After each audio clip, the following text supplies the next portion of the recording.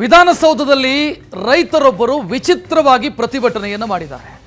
ಪ್ರತಿಭಟನೆಯ ರೂಪವಾಗಿ ಮರವನ್ನು ಕಡಿದಿದ್ದಾರೆ. ಶ್ರೀಗಂಧದ ಮರವನ್ನು ಕಡಿದು ಆಕ್ರೋಶ ವ್ಯಕ್ತಪಡಿಸಿದ್ದಾರೆ.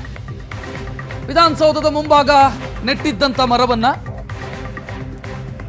ರೈತ ಕಡಿದು ಹಾಕಿರೋದು. ಕಾರಣ ಏನು ಅಂತಂದ್ರೆ, ಇವರು ಬೆಳೆದಿದ್ದಂಥ ಮರವನ್ನ ಸರ್ಕಾರಿ ಅಧಿಕಾರಿಗಳು ಕಡಿದು ಹಾಕಿದ್ರಂತೆ 30 ಮರಗಳನ್ನ. ಈಗ ನನ್ನ ಪ್ರತಿಭಟನೆ ಅಂತ ಇವರು ಮರ ಕಡಿದಿದ್ದಾರೆ. ಅಧಿಕಾರಿಗಳ ಕ್ರಮದಿಂದ ಬೇಸತ್ತು ನಾನು ಮರ ಕಡಿತಾ ಇದ್ದೀನಿ ಅಂತ ನೋಡ್ತಾ ಇದ್ದೀರಿ. ವಿಧಾನಸೌಧದ ಸಮೀಪ ಇವರ ಆಕ್ರೋಶಕ್ಕೆ ಕಾರಣ ಏನು ಅಂತಂದ್ರೆ, ಇವರು ಬೆಳೆದಿದ್ದಂಥ ಮರವನ್ನ ಸರ್ಕಾರಿ ಅಧಿಕಾರಿಗಳು ಕಡಿದಿದ್ದಾರೆ ಅನ್ನೋದು. ಮರದ ಕೊಂಬೆಯೊಂದನ್ನು ಕಡಿದಿದ್ದಾರೆ ಅವರು ಪ್ರತಿಭಟನೆಯ ರೂಪವಾಗಿ. 30 ಮರಗಳ ಹತ್ಯೆ ಮಾಡಿದ್ದಾರೆ. ನಾನು ಈಶ್ವರ್ ಖಂಡ್ರೆ ಅವ್ರನ್ನ ಇಲ್ಲಿ ಕರಿಬೇಕು, ಇಲ್ಲಿ ಬರಬೇಕು, ಮುಖ್ಯಮಂತ್ರಿಗಳು ಕೂಡ ಇಲ್ಲಿ ಬರಬೇಕು. ನನ್ನ ಶ್ರೀಗಂಧ ಹತ್ಯೆ ಮಾಡಿದಂಥವರಿಗೆ ಜೈಲಿಗೆ ಹಾಕಬೇಕು, ನನ್ನನ್ನು ಜೈಲಿಗೆ ಹಾಕಬೇಕು. ನಾನು ಹೋಗೋದಿಲ್ಲ.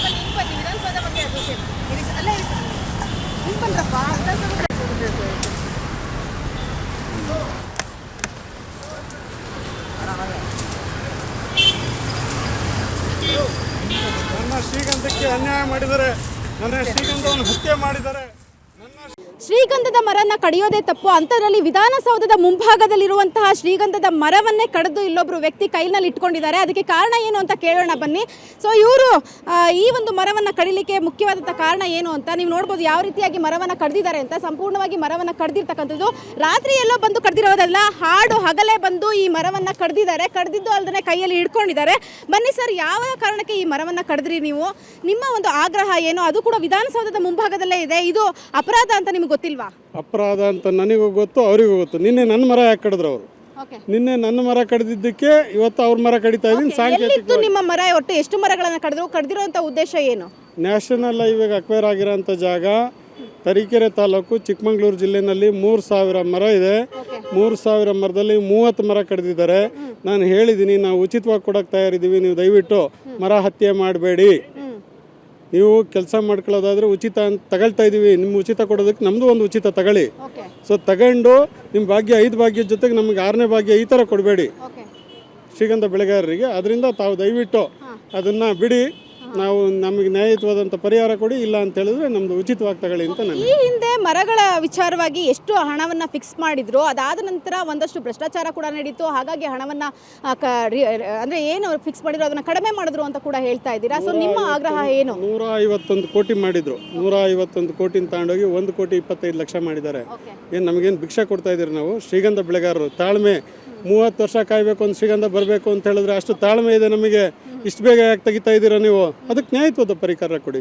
ತೆಂಗಿನ ಮರ, ಅಡಿಕೆ ಮರ, ಮಾವಿನ ಮರಕ್ಕೆಲ್ಲ ಒಳ್ಳೆ ಪರಿಹಾರ ಕೊಟ್ಟಿದ್ದೀರಾ, ಆ ರೀತಿ ಕೊಡಿ, ನಾವು ಅದಕ್ಕೆ ಒಪ್ಕೊಂತೀವಿ. ಅದು ಬಿಟ್ಟು ನೀವು 420 420 ರೂಪಾಯಿ 420 ರೂಪಾಯಿ ಅಲ್ಲ, ಅದು 420 ಸರ್ಕಾರದವ್ರು ಸೈನ್ ಮಾಡಿರೋದು.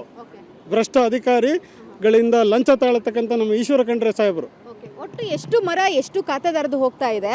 ಸೊ ಎಷ್ಟು ಒಂದೊಂದು ಮರಕ್ಕೆ ಎಷ್ಟು ಹಣವನ್ನು ಫಿಕ್ಸ್ ಮಾಡಿದ್ದಾರೆ? ಒಟ್ಟು 22 ಜನ ಖಾತೆದಾರರು.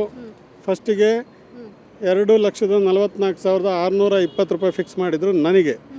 ಬೇರೆಯವರಿಗೆಲ್ಲ 283 ರೂಪಾಯಿ, ಒಬ್ಬರಿಗೆ 80,000, ಈ ರೀತಿ ತರಾವರಿ ಮಾಡಿದ್ದಾರೆ. ಅದಕ್ಕೆ ವೈಜ್ಞಾನಿಕವಾಗಿ ಮಾಡಿ ಅಂತ ಕೇಳ್ತಾ ಇದ್ದೀವಿ.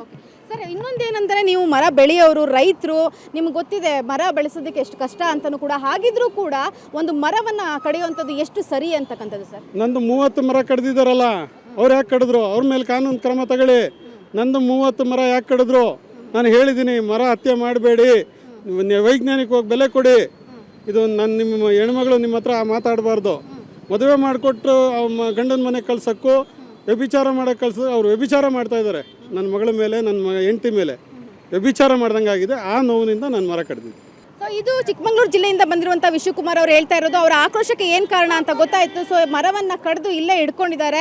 ಮುಂಭಾಗದಲ್ಲಿ ಹೈಡ್ರಾಮಾ ನಡೀತಿದೆ. ನೀವು ನೋಡ್ಬೋದು ಯಾವ ರೀತಿಯಾದಂಥ ಖಡ್ಗವನ್ನು ಕಳ್ಕೊಂಡು ಬಂದಿದ್ರು ಅಂತೇಳಿ.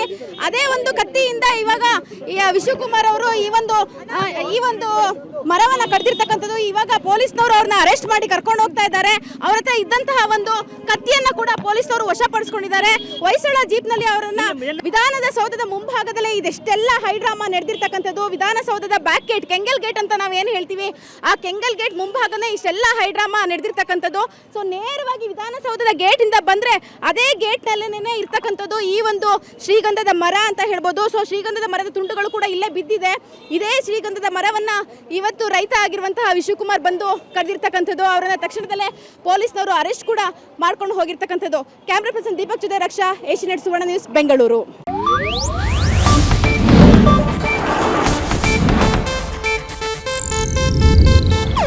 ಇದು ಏಷ್ಯಾನೆಟ್ ನ್ಯೂಸ್ ನೆಟ್ವರ್ಕ್ ಪ್ರಸ್ತುತಿ.